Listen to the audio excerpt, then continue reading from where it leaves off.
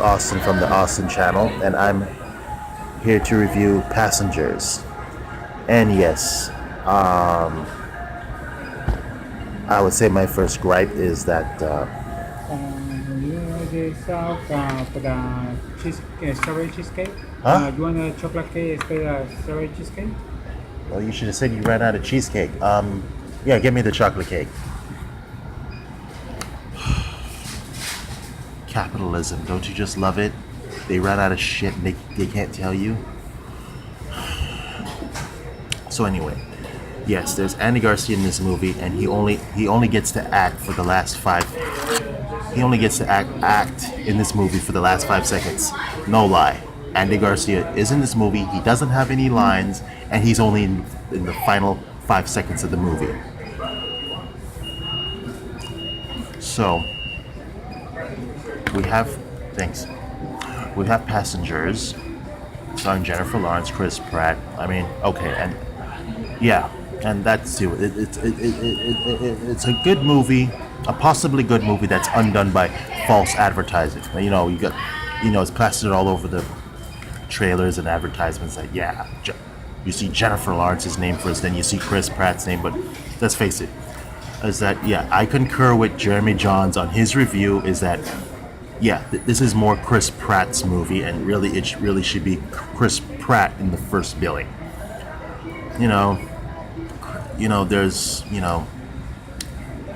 They're on this spaceship, this starship Avalon.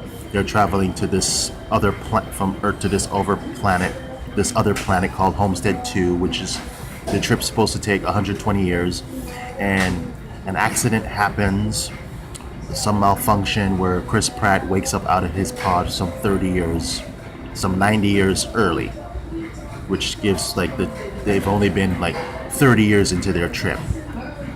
And then now you have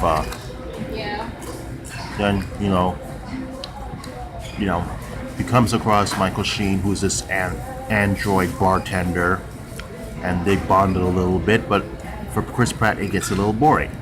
And then a year goes by, he feels very lonely. He's depressed, he's angry, and then he comes across Jennifer Lawrence sleeping in her pod, and then after much deliberating, he decides to wake her. Okay, yeah, thanks Jeremy Johns for not getting into that detail, but I'll get into the detail. Is that Chris Pratt wakes Jennifer Lawrence, and after getting a little used to each other, they start bonding, they start becoming lovers, and one thing leads to another. Then again, spoiler alert, Michael Sheen spills the secret to her one time that Chris Pratt woke you up, and then she gets mad at him, and the rest of the ship starts malfunctioning. It's like the core of the ship starts malfunctioning, so he has these occasional things where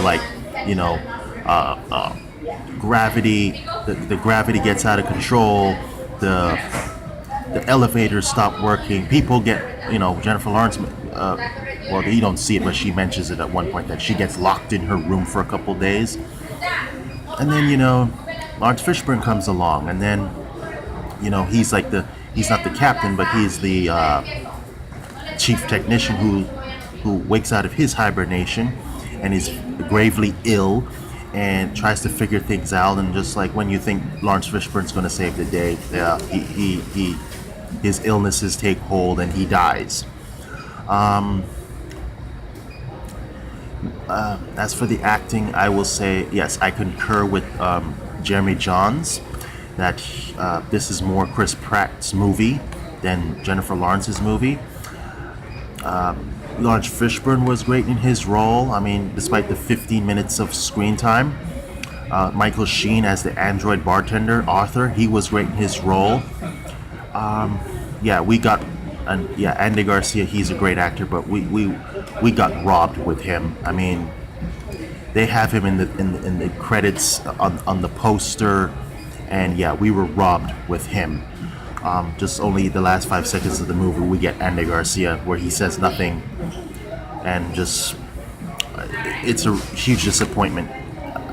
I hope they paid Mr. Garcia well for just 5 seconds of acting. Jennifer Lawrence.